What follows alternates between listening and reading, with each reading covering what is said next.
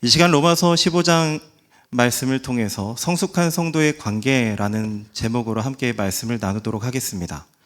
제가 좀 나중에 알려드려서 원래 1절부터 3절까지인데 1절, 2절 읽었고 말씀을 나누면서 3절 말씀도 같이 나누도록 하겠습니다. 우리 성도님들, 교회 안에는 믿음이 강한 자가 있고 믿음이 약한 자가 있습니다. 그렇죠? 그러면 믿음이 강한 자들만 모이는 교회가 있을까요? 다 믿음이 강한 자들이 모인 믿음의 용사들만 모인 교회가 있을까요? 네, 없습니다. 없어요. 강한 자가 있으면 약한 자가 있는 것이죠. 그렇다면 우리는 어떤 기준으로 믿음이 강하냐, 아니면 어떤 기준으로 믿음이 약하냐, 이것을 어떻게 볼 수 있을까요? 사도 바울은 우리가 전에 나눴던 14장 말씀, 또 오늘 이제 15장 말씀을 통해서 인간관계에 얼마나 성숙한 모습을 보이는가, 이것이 믿음이 강하고 믿음이 약하고의 이제 기준이 된다라는 것을 우리에게 가르쳐주고 있습니다.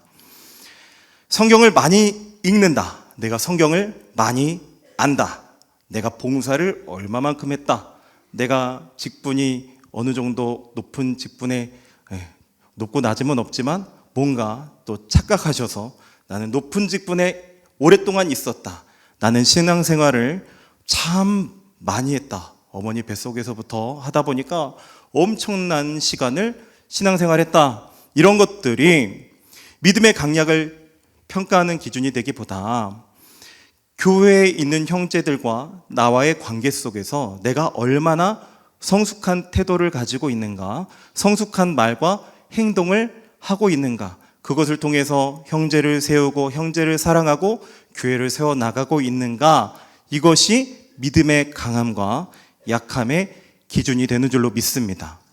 그렇게 판단해야 되는 거예요.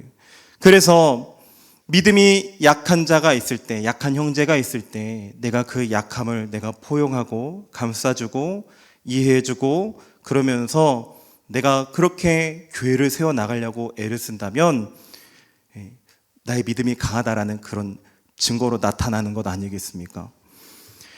어떤 내가 형제를 판단하지 않고 이 형제도 믿음을 가지고 있으니까 이 형제가 말하는 것, 주장하는 것, 이것이 저 형제가 가진 믿음을 바탕으로 이야기하는 거니까 그래, 나도 믿음을 가지고 이야기하는 건데 서로 의견이 다를 수 있겠구나 라고 여길 수 있고, 그 형제를 판단하지 않고 포용할 수 있다면 믿음이 강한 자죠.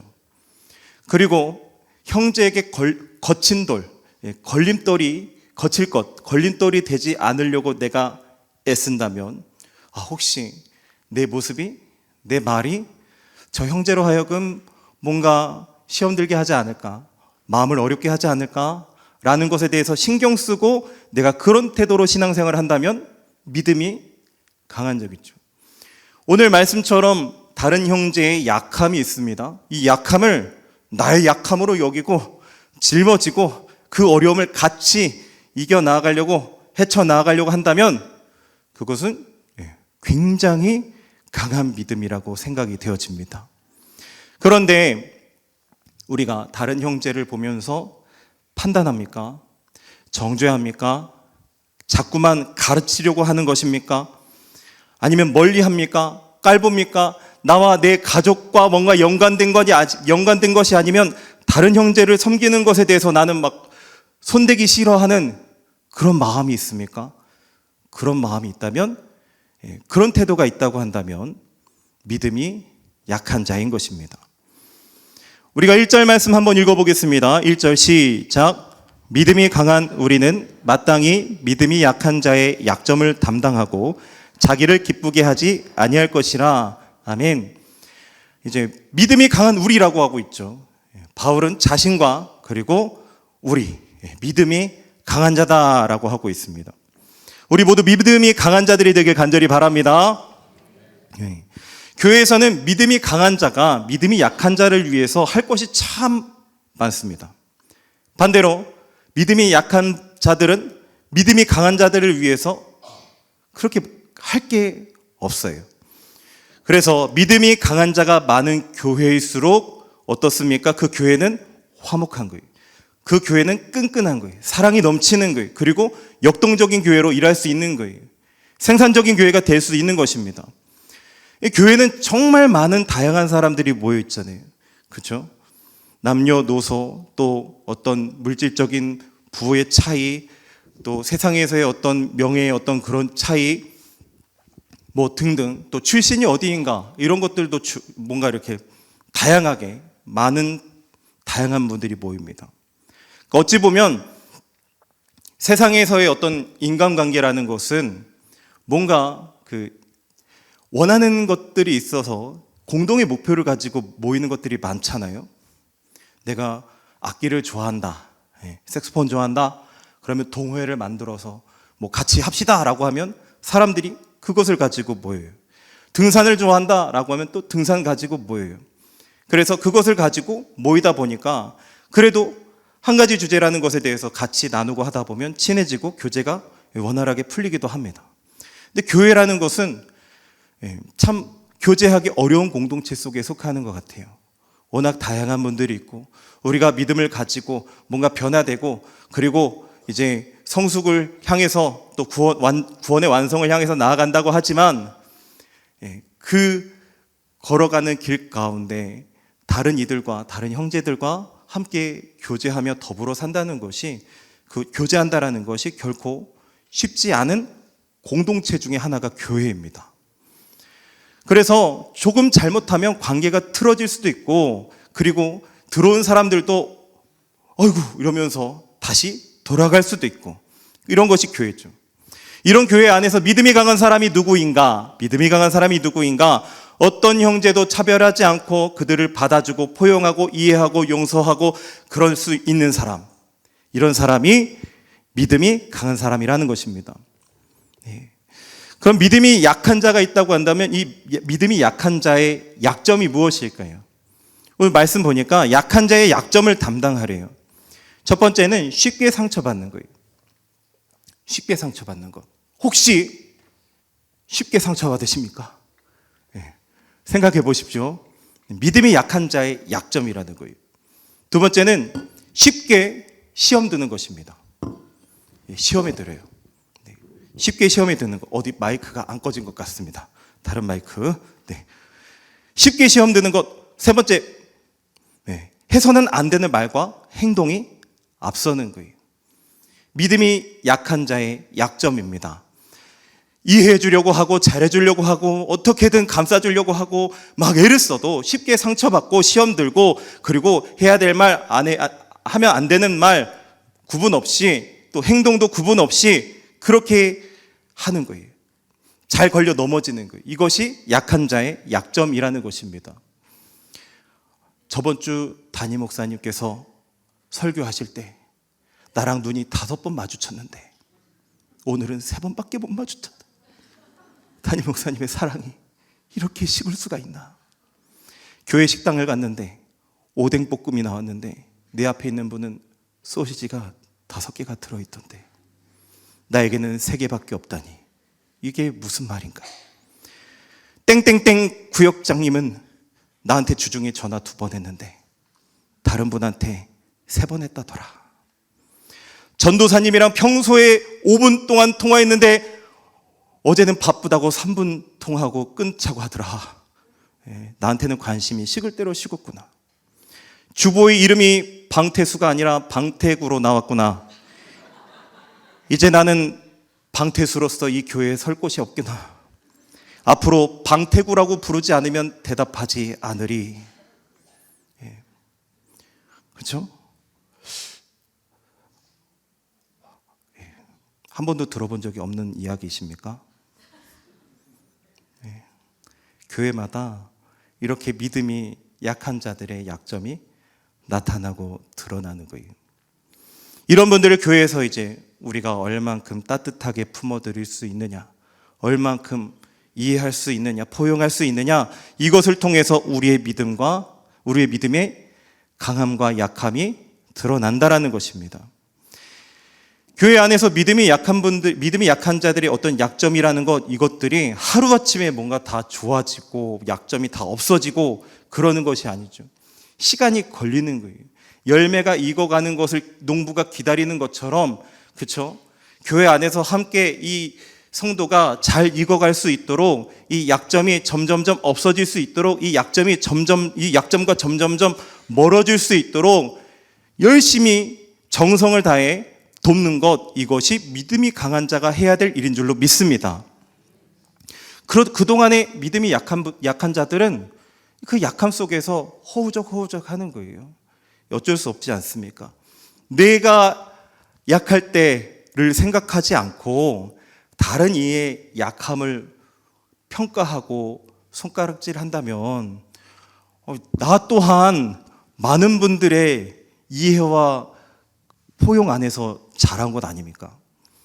저도 뭔가 어렸을 때부터 목사로 이렇게 딱 근엄하게 응애 하면서 태어난 게 아니고, 그렇죠? 저도 사고를 많이 쳤죠. 옛날 그 모교회에서 담임 목사님 설교하시는데, 그 교회는 양 사이드 뒤쪽에 비상계단이 있었어요.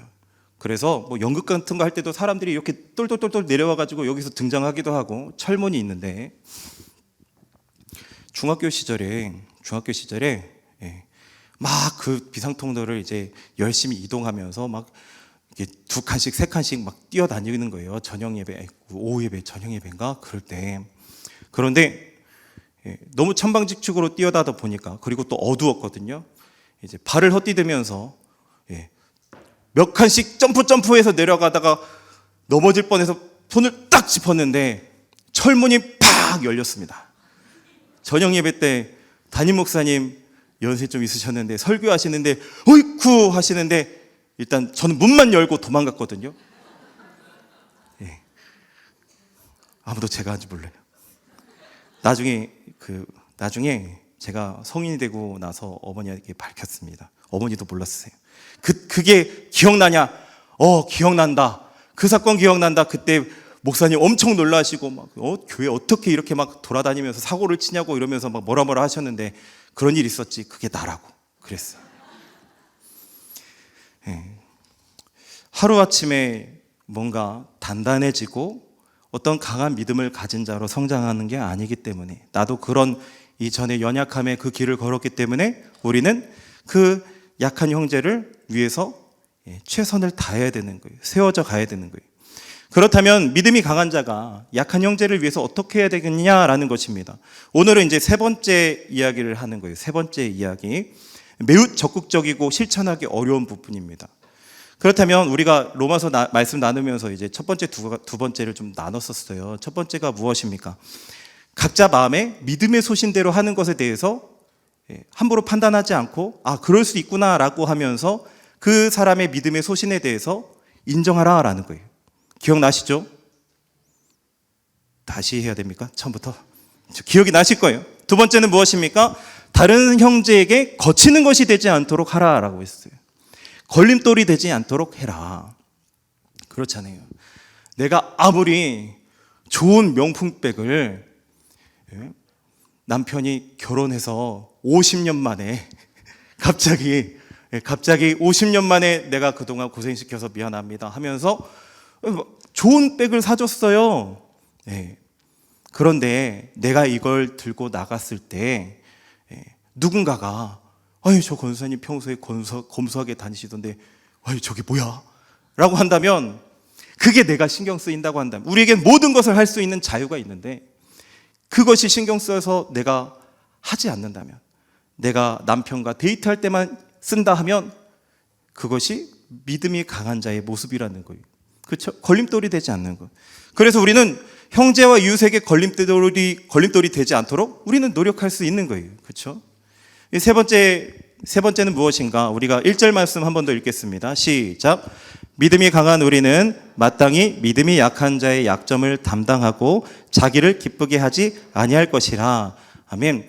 믿음이 약한 형제가 믿음이 약하고 성숙하지 못해서 뭔가 우리에게 상처를 줄지라도, 아니면 저질러 온 어떤 잘못들이 막 나에게 막 뭔가 밀려오면서 내가 굳이 책임지지 않아도 되지만 그래도 내가 감당해야 될 것 같은 막 일들이 막 몰려온다고 하면 내가 짊어지는 것입니다. 내가 짊어지는 거예요. 내 잘못이구나. 그리고 내 죄가 더 크지라는 거예요. 그래서 함께 그 어려움들을 짊어지고 나아가는 그 자리까지 가라는 것입니다. 이 담당한다라는 것은 짊어진다라는 거예요. 얼마나 아름다운 표현이 이사야서에 있는지 모릅니다. 이사야서 말씀 읽어보겠습니다. 53장 4절 시작. 그는 실로 우리의 질고를 지고 우리의 슬픔을 당하였거늘 우리는 생각하기를 그는 징벌을 받아 하나님께 빠지며 고난을 당한다 하였노라. 아멘. 그는 실로 우리의 질고를 지고예요. 지고. 그러니까 질고를 지고 짊어지셨다라는 거죠. 이 짊어지셨다라는 것은 예수님이 담당하셨다라는 거예요. 담당하셨다. 예수님이 십자가를 짊어지듯 우리는 연약한 형제를 짊어져야 된다라는 것입니다. 그리고 본문 1절 말씀 우리가 계속 읽었는데 보면은 마땅히라는 게 있어요. 마땅히 약한 자의 약점을 감당하라라는 거예요. 담당하라라는 것입니다. 선택이 아니라는 거예요. 무슨 옵션 사항이 아니라는 것입니다. 마땅히 해야 된다라는 거예요. 내가 가지고 있는 믿음이 정말 내가 강한 믿음을 가지고 있다라는 것을 정말 나타내 보이고 하나님 앞에 증명해 보이고 싶다라고 한다면 당연히 약한 형제의 약점을 내가 짊어져야 된다라는 것입니다. 짊어지라라는 거예요. 그리고 이렇게 약한 형제, 믿음이 약한 형제의 약점을 내가 담당하려고 할 때 따라오는 게 있습니다. 그게 뭐냐면 희생이에요. 희생. 감당해야 될 희생이 있다라는 것입니다. 우리 1절 말씀 또 읽어보겠습니다. 시작. 믿음이 강한 우리는 마땅히 믿음이 약한 자의 약점을 담당하고 자기를 기쁘게 하지 아니할 것이라. 자기를 기쁘게 하지 아니할 것이라. 이것이 우리가 감당해야 될 희생이라는 거예요. 그리고 목적이 뚜렷해야 됩니다. 우리 2절 말씀 읽어보겠습니다. 시작. 우리 각 사람이 이웃을 기쁘게 하되 선을 이루고 덕을 세우도록 할지니라. 아멘. 우리 각 사람이 이웃을 기쁘게 하려는 그런 목적을 가지고 있어야 된다라는 것입니다. 나를 기쁘게 하지 않고 이웃을, 형제를 기쁘게 하려는 그 목적으로 선을 이루고 덕을 세워야 된다라는 거예요. 그렇죠? 선을 이룬다는 것이 무엇입니까? 형제의 유익을 도모하는 거예요. 형제를 도와주는 것입니다. 그렇죠? 덕을 세운다는 게 무엇입니까? 건물이 세워져 가듯이 내가 형제를 세워 나가는 거예요. 그렇죠? 믿음이 약한 자의 믿음을 붙들어 세워져 가는 것입니다. 그래서 약점이 점점 없어지도록 멀어지도록 하는 것이 이것이 덕을 세우는 거예요. 우리가 고린도전서 10장 32절부터 33절까지 말씀 읽어보겠습니다. 시작. 유대인에게나 헬라인에게나 하나님의 교회나 거치는 자가 되지 말고 나와 같이 모든 일에 모든 사람을 기쁘게 하여 자신의 유익을 구하지 아니하고 많은 사람의 유익을 구하여 그들로 구원을 받게 하라. 아멘. 나의 유익을 구하지 않고 많은 사람의 유익을 구하는 것, 이것이 형제를 기쁘게 하면서 그리고 그에게 선을 이루고 덕을 세우는 거예요. 참 멋있고 훌륭한 일 아닙니까? 내 기쁨을 구하지 않고 다른 형제와 이웃의 기쁨을 위해서 내가 선을 행하고 덕을 세우고, 참 어렵고 어떻게 보면 불가능하다라고 우리가 볼 수도 있겠습니다. 우리의 본성으로는 절대 할 수 없는 거잖아요. 생각해 보십시오. 나의 기쁨을 다 내려놓고 희생하고 형제의 기쁨만을 위해서 내가 행동할 수 있겠느냐라는 것입니다. 다른 일을 위해서 내가 헌신하고 뛰어들 수 있겠느냐라는 것입니다. 내 기쁨을 뒤로 하고. 그렇죠? 물론 우리가 나의 어떤 기쁨을 희생하고 형제를 위해서 섬기고 행동하는 그런 부분들도 있습니다. 그런데 어느 정도인가라는 거예요. 어느 정도인가? 우리는 내가 형제를 위해서 희생해야지. 교회를 세워나가야지. 내가 좀 더 뭐라도 해야지 라는 마음을 가지고 있지만 이것이 나에게 어느 정도 기쁨이 되거나 유익이 되려고 할 때 하려고 하지, 나의 기쁨을 온전히 뒤로 하고 형제의 기쁨만을 위해서라고 한다고 한다면 솔직히 이런 마음의 반응이 일어날 거예요. 오늘 말씀 독하다. 사도 바울이니까 좀 뭐 그런 말을 할 수 있겠지. 성경의 말씀이니까 정말 높은 차원의 우리가 해야 될 바를 제시해 주는 거겠지. 거기 못 미치는 우리는 얼마나 연약한가. 이렇게 생각하는 거예요. 이런 반응이 있을 수 있습니다. 이상한 것이 아니다라는 거예요. 솔직하게 나의 본성을 넘어서서 내가 어떤 의지를 가지고 나를 기쁘게 하는 것 다 뒤로하고 다른 형제를 기쁘게 하는 선을 이루고 덕을 세워간다라는 것은 할 수 없는 것입니다. 그런데 가능하다라는 거예요. 가능하다. 우리 3절 말씀 읽어보겠습니다. 시작. 그리스도께서 자기를 기쁘게 하지 아니하셨나니 기록된 바 주를 비방하는 자들의 비방이 내게 미쳤나이다 함과 같으니라. 아멘. 무엇이 우리를 형제를 위해서 희생할 수 있게 만드는 것입니까? 예수 그리스도예요. 예수 그리스도. 무엇이 우리로 하여금 형제의 연약함을 짊어질 수 있게 하시는 것입니까? 예수 그리스도예요. 예수 그리스도. 예수님께서 그렇게 사셨다라는 거예요. 예수님께서 자기 자신을 기쁘게 하지 않고, 그쵸? 오늘 읽었던 3절 말씀처럼 주를 비방하는 자들의 비방이 내게 미쳤나이다. 하나님을 욕하고 하나님 앞에 범죄하는 그 자들을, 모든 사람들의 죄를 예수님이 혼자 짊어지셨다라는 거예요. 담당하셨다라는 것입니다. 자기의 유익을, 자기의 기쁨을 구했으면 할 수 없는 것 아닙니까? 하지만 예수님은 자기를 기쁘게 하지 않았다라는 거예요. 우리를 구원해서 우리가 하나님의 자녀되어 하나님의 영광을 누리고 하나님과 더불어 기쁘게 영원한 삶을 살 수 있도록 하시기 위해서 예수님은 자기의 기쁨을 포기하셨다라는 거예요. 자기 기쁨을 포기하셨다. 네. 우리를 기쁘게 하기 위해서, 하나님의 자녀 삼기 위해서 그 모든 것들을 짊어지셨다라는 것입니다.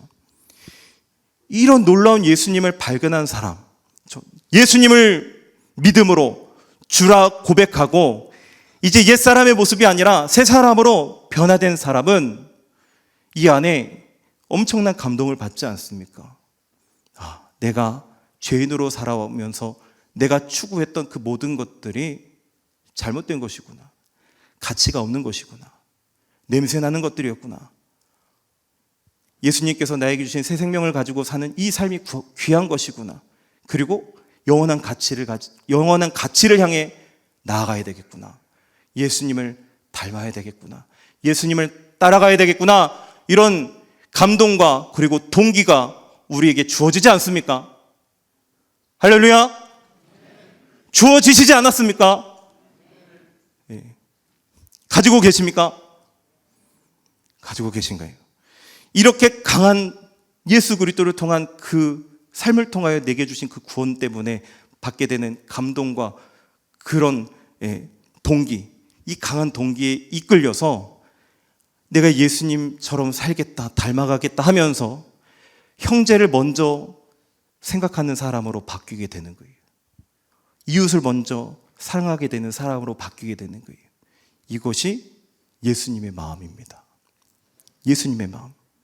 예수님의 마음. 빌립보서 2장 5절 말씀 읽어보겠습니다. 시작. 너희 안에 이 마음을 품으라. 곧 그리스도 예수의 마음이니. 예수님을 만난 사람은 예수님의 마음을 소유합니다. 소유할까요가 아니라 소유하는 것입니다. 예수님을 믿을 때 예수님의 영이신 성령님이 우리 안에 분명히 내주하십니다. 우리 안에 성령님이 다 계시잖아요. 예수님의 영이신 성령님이 우리와 함께 계시는 거예요. 그래서 이 성령님을 통해서 내 안에 계시니까 나도 당연히 예수님의 마음이 나의 마음이 되는 거예요. 내 주권을 내려놓고 나의 뜻을 꺾고 말씀을 기준으로 내 안에 성령님이 인도하시는 그 걸음걸음을 디뎌 나아갈 때 예수님의 마음으로 우리가 채워져 가는 거예요. 그렇죠? 그래서 예수님 마음 때문에 나도 모르게 예수님의 마음을 닮아가고 예수님의 성품을 가지게 되는 것입니다. 이것이 성령의 열매인 거예요. 사랑과 희락과 화평과 오래 참음과 자비와 양성과 충성과 온유와 절제. 이 열매들, 이것이 예수님의 마음을 닮은 자다라는 거예요. 이 열매들을 다 압축해갖고 그냥 쥐어 짜면 어떤 엑기스가 나옵니까? 나의 기쁨을 뒤로하고 다른 형제를 기쁘게 할 수 있는 예수님을 닮은 성품, 예수님을 닮은 인격이라는 거예요. 이게 성령의 열매 아닙니까? 성령의 열매를 맺자 한다고 하면, 그렇다면 우리는 형제를 사랑하는 것으로, 세워나가는 것으로 이것이 나타나고, 이 예수님의 성품이 나에게 성령의 열매로 있는데 나에게 사람을 죽이는 말이 나오겠습니까? 다른 사람을 시험 들게 하는 말이 나오겠습니까? 다른 사람을 넘어지게 만드는 그런 행동을 내가 할 수 있겠느냐라는 것입니다. 할 수 없는 것이죠. 그렇다면 믿음이 강한 자는 성령의 열매가 있고, 그로 인해서 나오는 말과 행함이 있고, 형제를 사랑함이 있다고 한다면, 나에게 그런 모습이 없는 것은 나의 믿음이 약한 거예요. 나의 믿음이 여전히 약하고 약한 자의 약점을 가지고 있다라는 것입니다. 믿음이 약한 자의 약점을 담당하고 감당하고 짊어지고, 그리고 이제 선을 행하고 덕을 세워갈 수 있는 것은 성령 충만할 때 할 수 있습니다. 성령 충만할 때, 성령이 나의 주인이 되셔서 나를 주도해 가실 때, 이 성령 충만은 어떻게 이루어집니까? 너무 정직하고 간단한 방법인 거예요. 하나님 앞에 부단히 예배하고 말씀 가운데 나아가고, 말씀을 기준 삼고, 말씀으로 내 죄를 비추고, 회개함으로, 정결케 함으로 하나님의 뜻을 알아가면서 하나님의 뜻을 이루고자 내 뜻을 뒤로하고 내 의를 내려놓고 성령님께 내 양심을 따라, 말씀을 따라 하시는 그 소리에, 그 음성에 귀 기울이며 나아가고 순종할 때, 이것이 성령 충만한 삶인 줄로 믿습니다. 그럴 때 예수님의 마음으로 모든 것을 할 수 있는 거예요. 교회 안에 얼마나 희생해야 될 것들이 많습니까? 예수님의 마음이 없으면 우리는 얼마나 계산적이 됩니까? 내 시간이 아깝고, 내 노력이 아깝고, 내 헌신이 아깝고 이렇게 여겨지고 계산이 되는 것은, 이것은 이 안의 중심이 바르지 못한 거예요. 성령 충만하지 못한 것입니다. 그래서 부단히 예배하고 말씀의 자리로 나아가야 되는 거예요. 말씀의 자리로 나오지 않고 기도하지 않고 예배를 사모하지 않으면, 아무리 귀한 직분이 맡겨져도, 아무리 중요한 자리에 올라가도, 아무리 하나님께서 훌륭하고 위대한 일을 맡기시려 하더라도 일할 사람이 없는 거예요. 일할 사람이 없는 것입니다. 맡길 사람이 없는 것입니다. 사랑하는 성도 여러분들, 저와 여러분들의 믿음이 강한 자가 되길 원합니다. 믿음이 강한 자로서 성령 충만하여 예수님의 마음으로 가득하길 바랍니다. 그래서 넉넉히 능히 믿음이 약한 자의 약점을 짊어지고 자기를 희생하여 선을 이루고 덕을 세워가는, 그래서 하나님 기뻐하시는 교회로 점점 더 아름답게 세워나가는 우리 복된 수홍 영락의 식구들이 되시기를 예수님 이름으로 간절히 축원합니다. 그런 마르다 1연소교회 되기를 축복합니다. 우리 함께 기도하겠습니다.